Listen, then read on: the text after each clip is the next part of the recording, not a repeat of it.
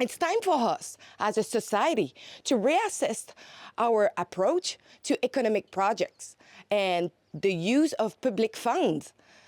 We must hold our leaders accountable and demand full transparency in the management of our financial resources.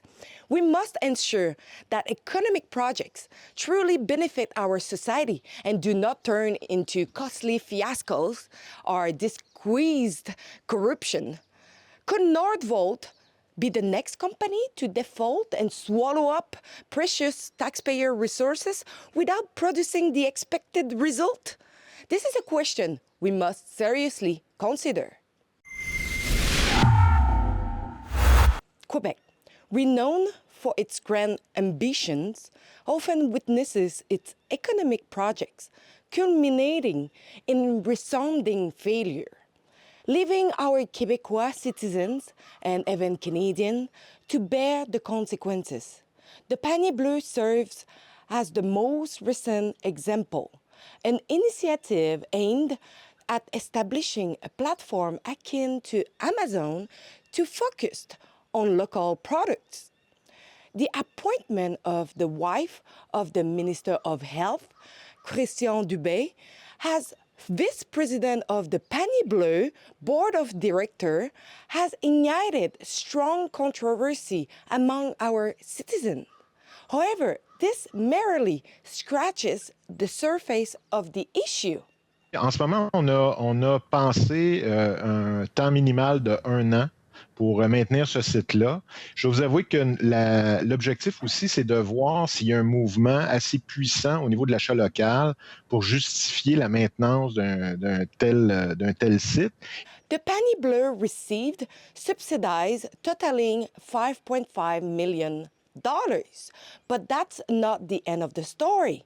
During its transition from a non-profit organization to a private company, the Panier Bleu received an additional financial contribution of $22 million in the form of a subscription to share of the company platform Agora.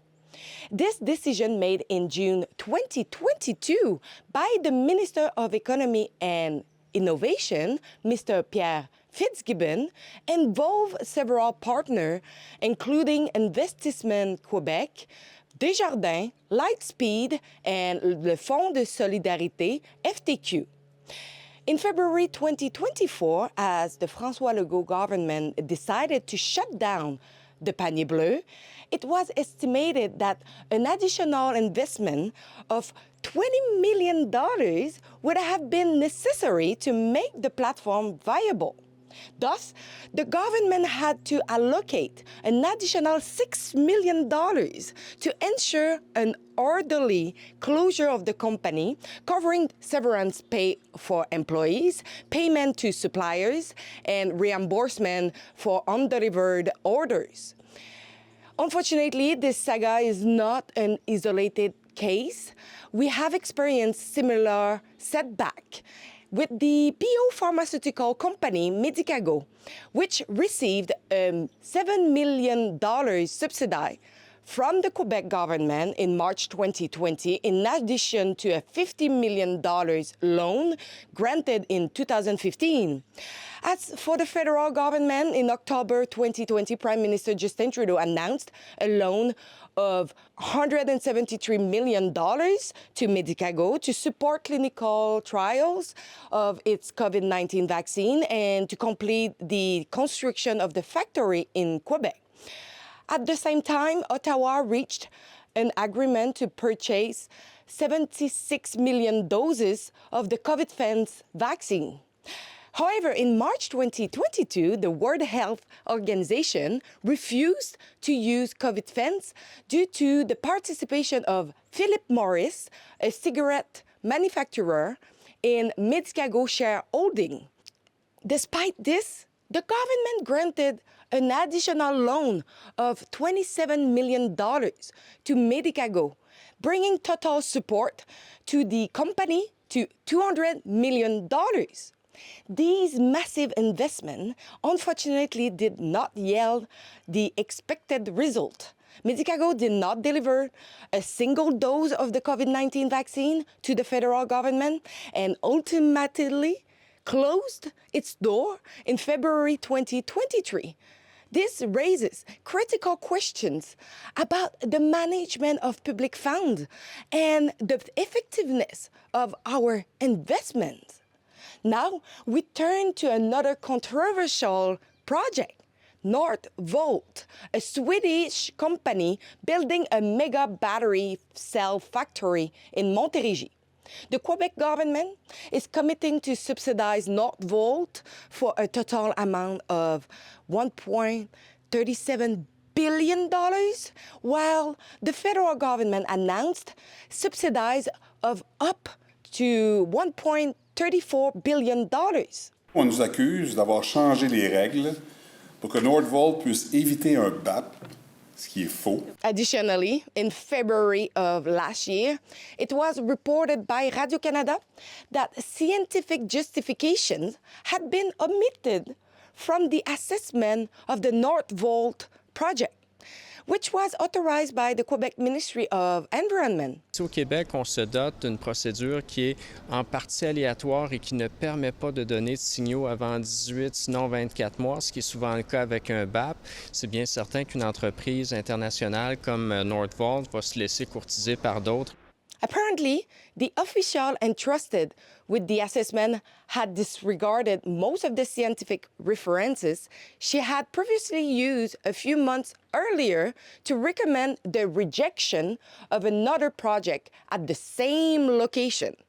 In supporting her conclusion, the official cited 23 references, including 9 scientific articles, which demonstrated the ecological value of the site and its adverse environmental impact. But hey, those scientific references disappeared for Northvolt project. But hey, one law for me and one law for thee.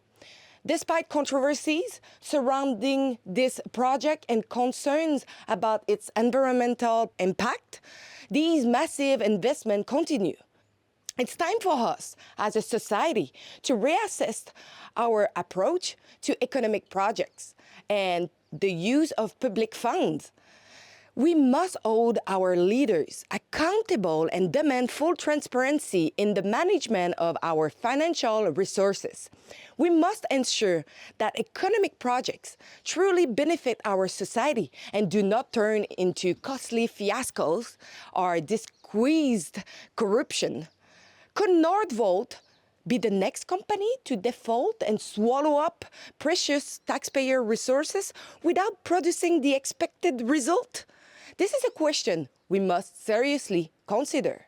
We know that apparently the federal government has reached an agreement to retrieve 20% or $40 million of the financial aid given to Medicago, a consolidated subsidiary of Mitsubishi Medical Corp, along with the transfer of key research and development assets, intellectual property, and equipment from Medicago to Aramis Biotechnologies. I have sent emails in addition to requests for access to information to Mitsubishi Medical Corp, to Platform Agora Inc., which own the Panier Bleu, as well as to the federal and provincial ministries responsible for funding these companies, to find out if taxpayers' money would be repatriated and also to find out how the money had been spent. I gave them 24 hours to answer my questions. It's been 5 days now, and for the moment, the Ministry of Economy, Innovation and Energy of Quebec has replied as follows. Regarding the Panier Bleu, the money spent on the deployment of the Panier Bleu by the government will not be recovered. As for the Medicago, discussions are ongoing. The government expects to be fully reimbursed by Mitsubishi. As with all funding applications submitted to the ministry, the amount and form of financial assistance were determined following an analysis of the project and its its impact on the ecosystem. Do they really believe they will recover all the money when the federal government only obtained 20% of the price during the discussions? Mitsubishi Medical Corporation has provided the same answers that we already know about the federal agreement and the ongoing provincial discussion. They have also mentioned since February 2023, Medicago has been proceeding with an orderly liquidation process that is ongoing and within which it is fully repaying all amount owing to its creditors. Who are the creditors? Because Canada did not obtain 100% of the $300 million plus granted to the now defunct company Medicago. Unfortunately, no further comments will be made by the company. As for the federal government, no answers has been provided so far. But stay tuned for more information on this subject. We don't only send message and emails to companies and some ministries.